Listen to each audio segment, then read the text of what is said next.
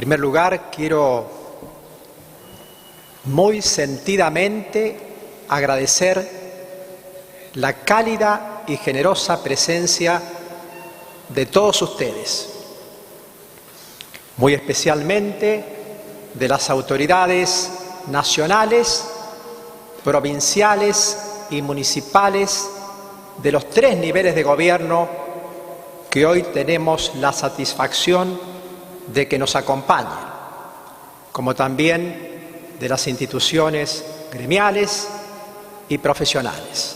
A todos, a los nombrados y no nombrados, muchas, pero muchas gracias.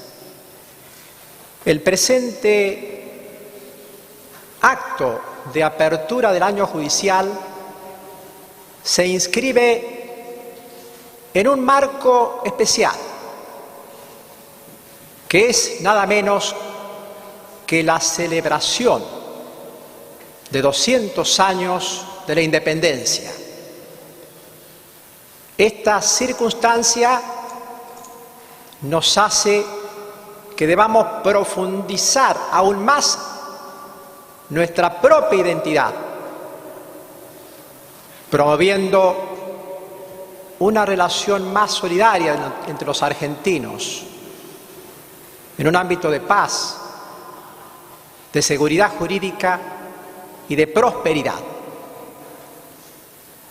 Hemos querido comenzar este acto difundiendo algunas de las muchas transformaciones que ha hecho la justicia de Córdoba en estos últimos tiempos. La reforma judicial de Córdoba en la búsqueda de una mayor transparencia, agilidad, eficacia, eficiencia, está en marcha, sin prisa, pero sin pausa. Como decía Julián Marías, la prisa del mundo contemporáneo, que no duerme ni tropieza, hoy no acepta soluciones improvisadas, pero tampoco de las dilaciones estériles. Si miramos para atrás, hace poco más de 20 años, no había escuela judicial, centro de mediación, centro de estudios y proyectos, policía judicial, policía antinarcótico, responsabilidad por objetivos, control de productividad, códigos y tribunales de ética, juzgados de violencia familiar, de ejecución fiscal, de ejecución penal, sistema de administración de causas, expediente electrónico, subasta electrónica, sistemas de selección para ingresar al Poder Judicial que garantice la igualdad de oportunidades a cualquier miembro de la sociedad, sistemas de concurso para los cargos de secretario, prosecretario y demás funcionarios, consejo de las magistraturas. Es decir, que mucho se ha hecho, pero si miramos para el futuro, es mucho más lo que nos queda por hacer. En realidad, son muchos los temas que podemos abordar con relación a la justicia. En esta oportunidad me voy a detener muy brevemente en 2. Uno, ¿cuál es el rol de la justicia y del derecho en un mundo globalizado? Y el otro, ¿qué se pretende de la justicia en este camino progresivo de desarrollo de un Estado social y democrático de derecho? Los juristas europeos llaman este periodo de hibridación del derecho porque hay una tendencia a la convergencia, al intercambio y a la unificación hacia un derecho global.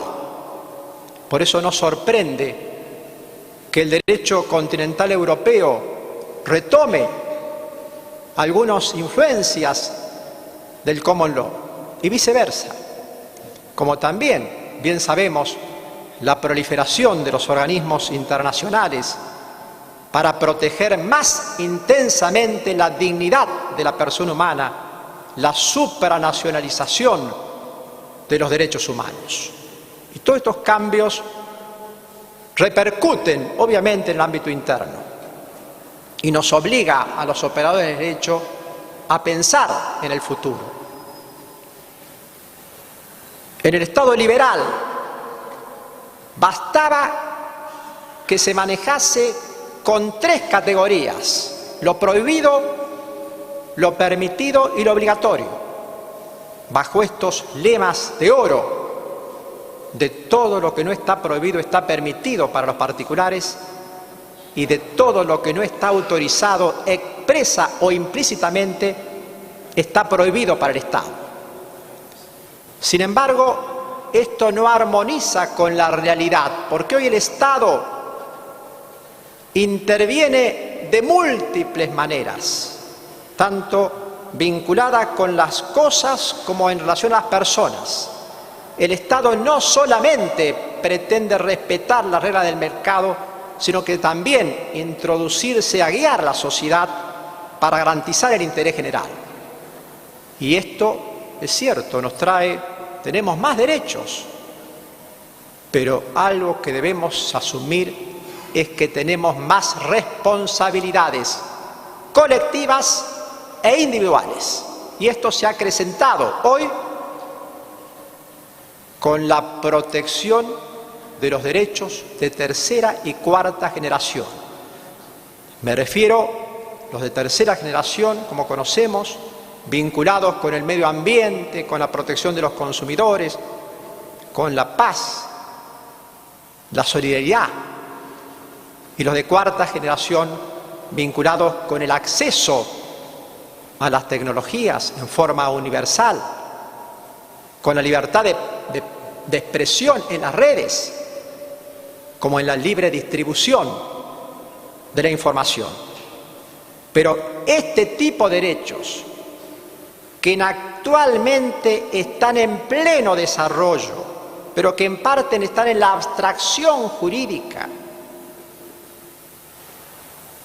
necesitan más de la actividad del Estado, pero también de asumir un nuevo catálogo de responsabilidades individuales y colectivas. Por eso, este tema de la responsabilidad ha sido muy poco abordado, tanto en el derecho como por los políticos.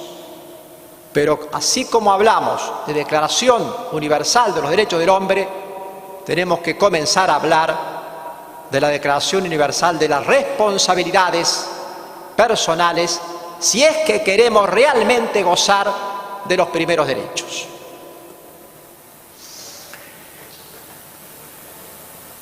En el pasado, el derecho regulaba la vida familiar, la vida social, después la vida nacional, pero actualmente los problemas que tiene hoy la sociedad y los países son universales. El terrorismo, el narcotráfico, la pobreza, la inseguridad, son problemas comunes. Consecuentemente, tenemos que ir formando progresivamente un derecho global. Y en este marco, entonces, cuando pensemos reformar lo local, automáticamente tenemos que pensar en armonizarlo con lo global. Armonizar lo local con lo global para pensar fundamentalmente en las nuevas generaciones. Y esto lo vivimos muchas veces con el menospreciado medio ambiente, donde creemos que la tierra es una herencia de nuestros padres, cuando en realidad lo que tenemos que pensar que es un préstamo que nos hacen nuestros hijos, para que sigamos enérgicamente promoviendo la protección del aire, del agua, de la información, del desarrollo sustentable de la totalidad de los recursos humanos. Como decía el entonces decano de la Facultad de Derecho de la Universidad de París, George Bedell, si no sé apenas qué es derecho, sé en cambio muy bien qué sería de nosotros sin derecho. Es decir, sería el caos.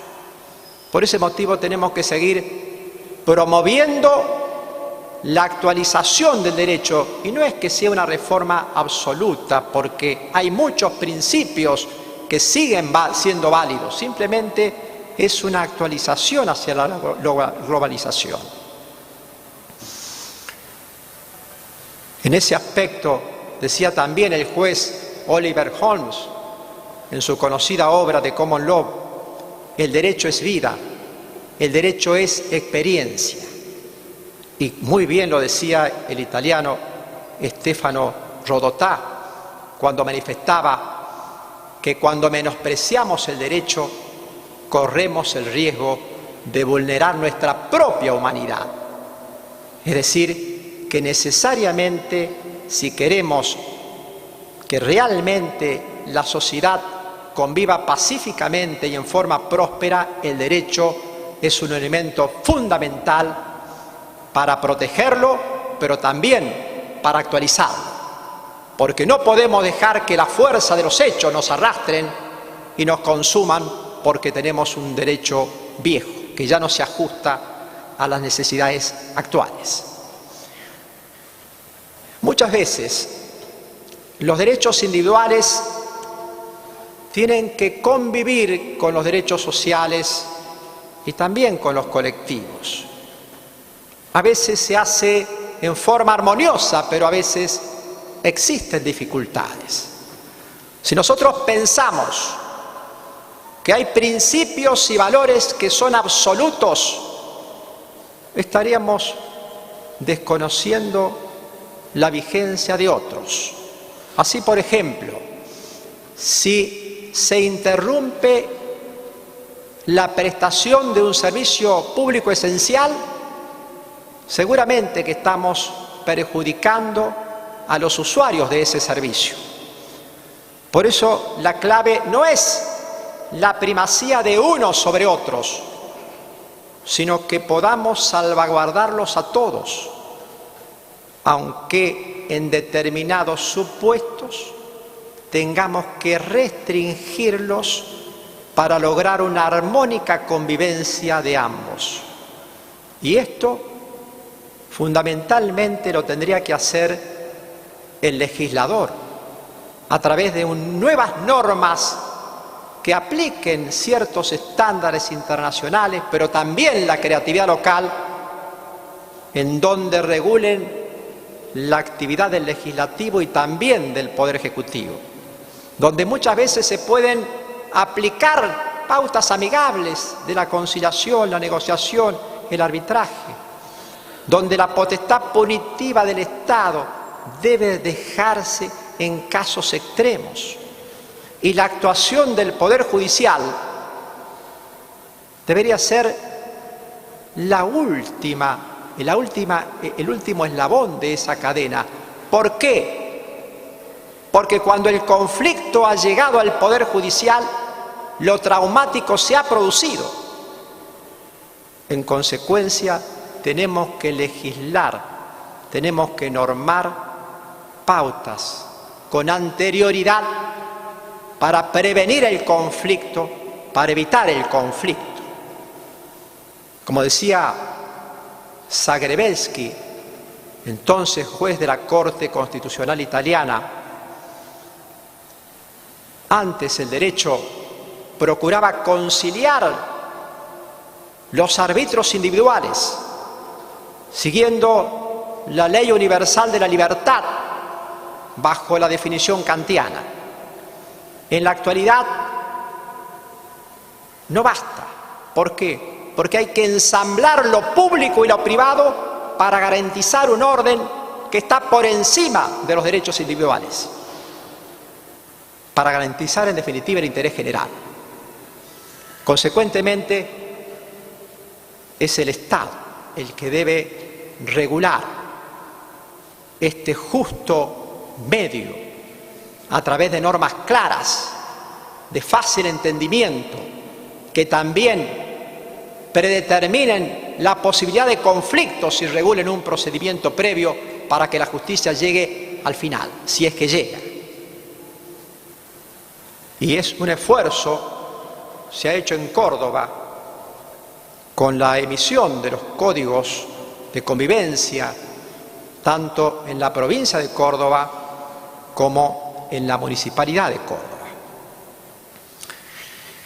Nosotros bien sabemos que las modernas constituciones que aparecen después de la posguerra, como la Ley Fundamental de Bonn, la italiana del 48, la francesa del 58, la española del 78, la argentina del 94, han incorporado un concepto nuevo que es el de Estado social y democrático de derecho, que indudablemente sigue respetándose la división de poderes, la sujeción de todos al orden jurídico, la presencia de un poder judicial imparcial e independiente que proteja las libertades y derechos del ciudadano, pero también la protección de la dignidad del hombre, de los derechos humanos operativos y los derechos sociales de segunda, tercera y cuarta generación.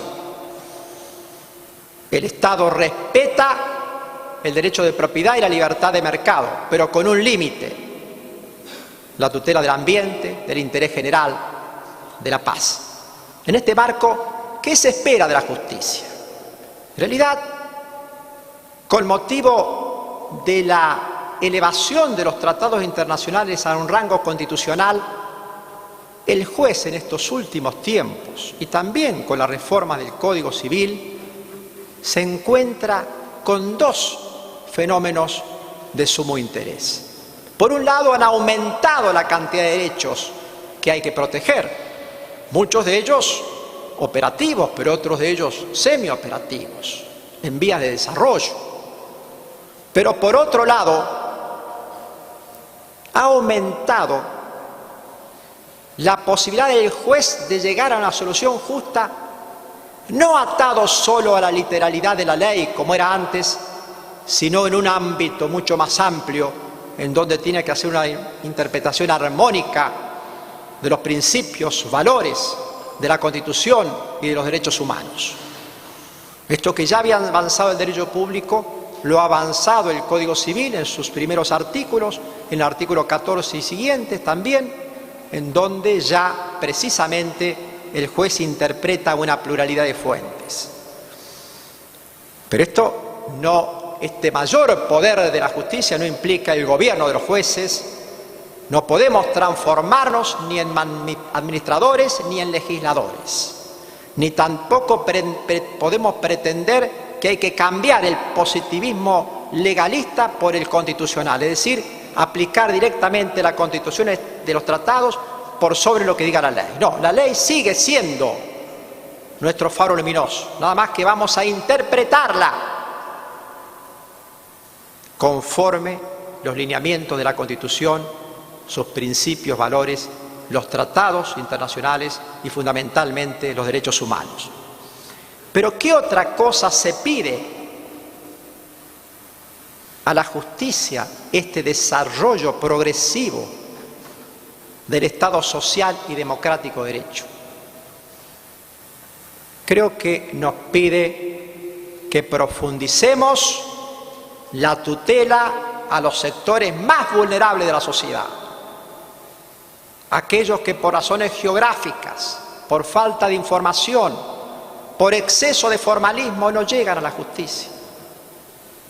Consecuentemente tenemos que pensar, como lo dijeron también tanto el ministro de Justicia de la Nación y el ministro de Justicia Provincial, en bajar la justicia a la periferia, que la justicia tiene que llegar a los barrios, con sistemas nuevos de evitar el proceso fundamentalmente, sistemas alternativos de resolución de causas,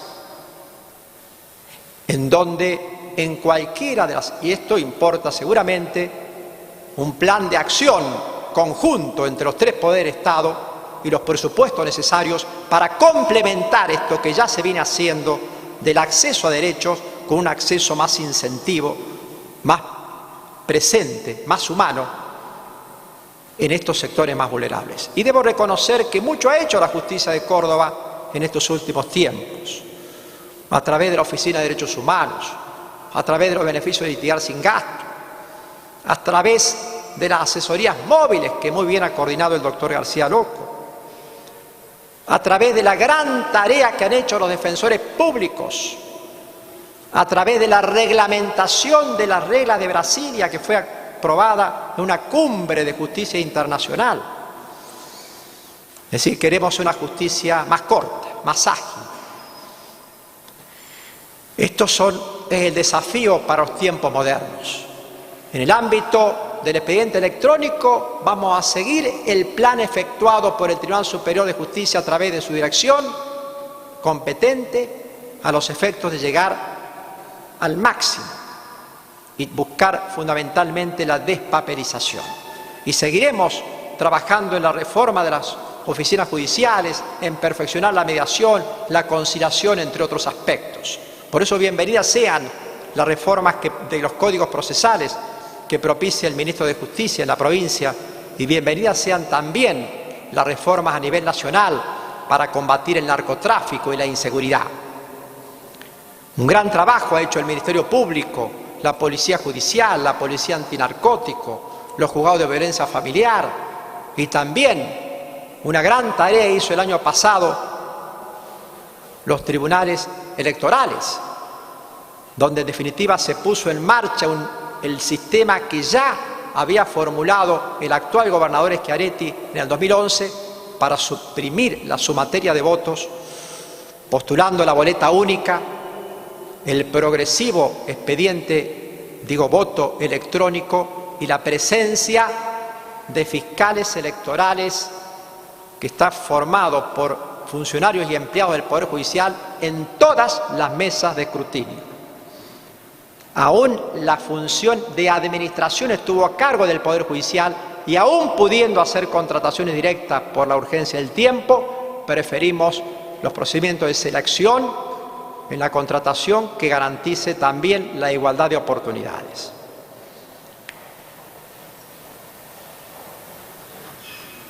Indudablemente que también en estos tiempos es clave seguir protegiendo la libertad de prensa como uno de los ejes del sistema republicano mismo. Y con ello, la posibilidad de difundir los fallos judiciales que fundamentalmente protejan los derechos y las libertades del ciudadano. Pero también hay que difundir aquellos en donde se castiga la violencia, la inseguridad, la discriminación, para que el pueblo sepa claramente cuáles son las conductas que pueden ser prevenidas y que podamos levantar el nivel cívico de la sociedad.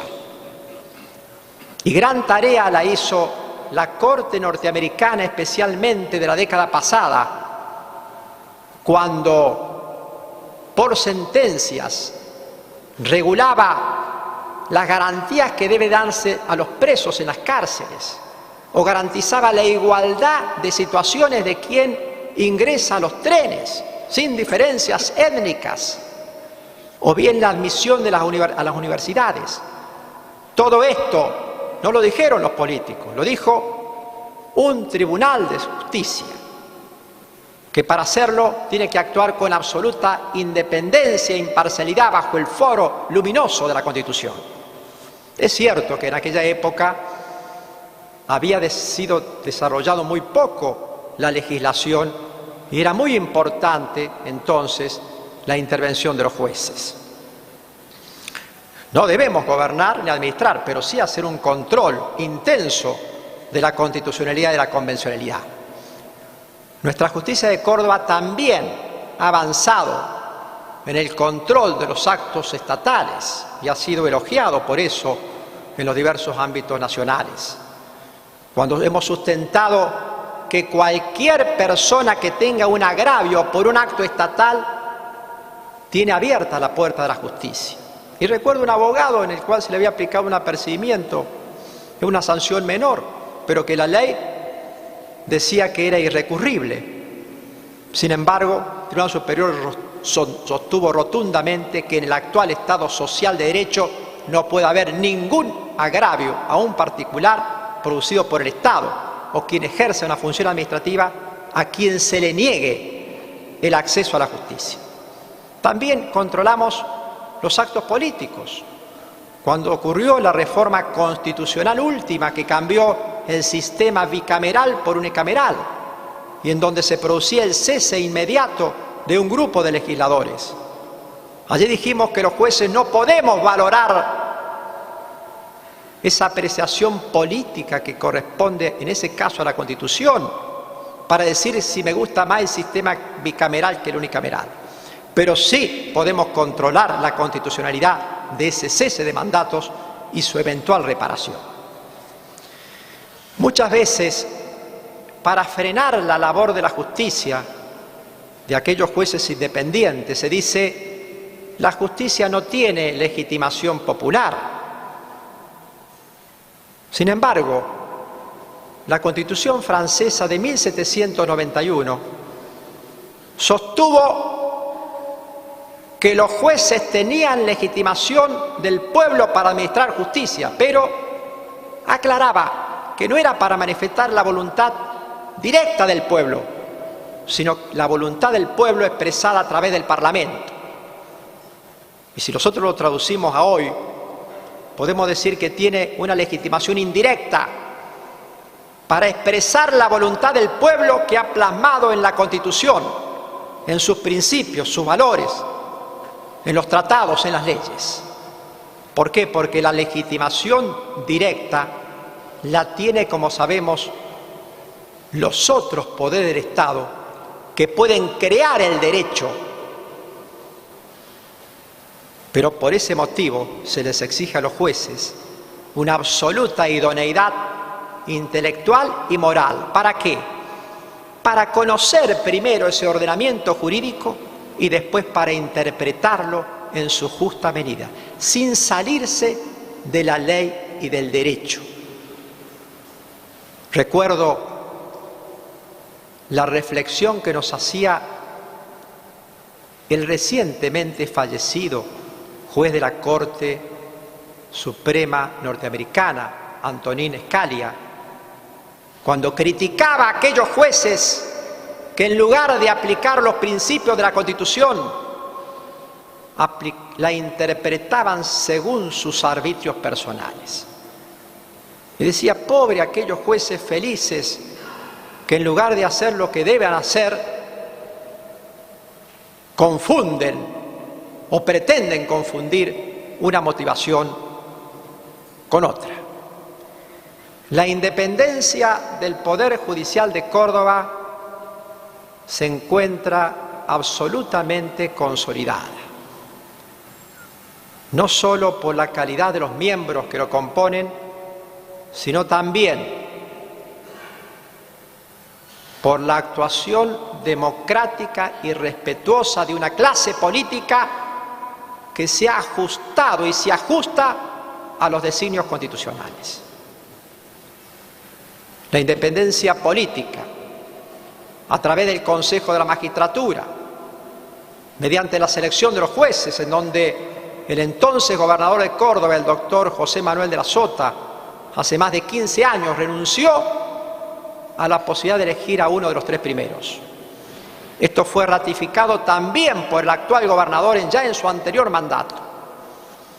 La independencia remunerativa también es una realidad en Córdoba, donde se realizan a través de un procedimiento reglado en el marco de los aumentos que da la Corte Nacional, aun cuando las remuneraciones en Córdoba sean menores. Nos queda la independencia presupuestaria para conversar con los otros poderes del Estado para que el propio Poder Judicial maneje su propio presupuesto. Es decir, que mucho se ha avanzado en independencia. Invito a los que quieran consultar los diversos fallos de los diversos tribunales e instancias. Mucho se ha avanzado en la idoneidad técnica y moral, con las escuelas de capacitación, con los concursos, con los consejos de la magistratura, con los tribunales de ética. Nos sigue faltando avanzar en la rapidez, en la agilidad y en la profundización de la tutela de aquellos sectores más vulnerables. Pero quiero decirles que en mi modesto entender, este es el momento de hacer un salto cuantitativo y cualitativo en la reforma judicial, no solamente en Córdoba, sino en el país. ¿Por qué? Porque además podemos tener la colaboración del Gobierno Nacional por intermedio del flamante ministro de Justicia de la Nación, quien, además de ser un gran jurista, es uno de los más prestigiosos expertos en reforma judicial de rango internacional. Entonces, estas circunstancias nos deben agradar y nos deben llenar de optimismo para que realmente los sueños de una justicia mejor, una justicia más cercana al ciudadano, lo podemos lograr con el trabajo conjunto de todos. Para terminar, quiero expresar un profundo agradecimiento a los señores magistrados, funcionarios y empleados del Poder Judicial y a sus entidades gremiales y asociación de magistrados. Porque es cierto que estamos sobrecargados de causas y también es cierto que muchas veces no tenemos las comodidades ni los recursos necesarios. También quiero expresar un vivo reconocimiento a los abogados, que son los protagonistas de la justicia, que son los que realmente en el futuro van a tener que seguir trabajando, así como lo hacen en el proceso, mucho más fuera del proceso, salvaguardando la seguridad jurídica, el asesoramiento correcto para el cumplimiento de los contratos, para la armonía social, para la armonía familiar. Por ese motivo quiero invitarlos a todos a que sigamos sumando nuestra inteligencia y nuestro esfuerzo, pero también nuestra pasión y nuestro corazón para seguir consolidando una justicia mejor, más cálida, más humanas y, en definitiva, consagrando el amor, la paz y la justicia. Muchísimas gracias a todos.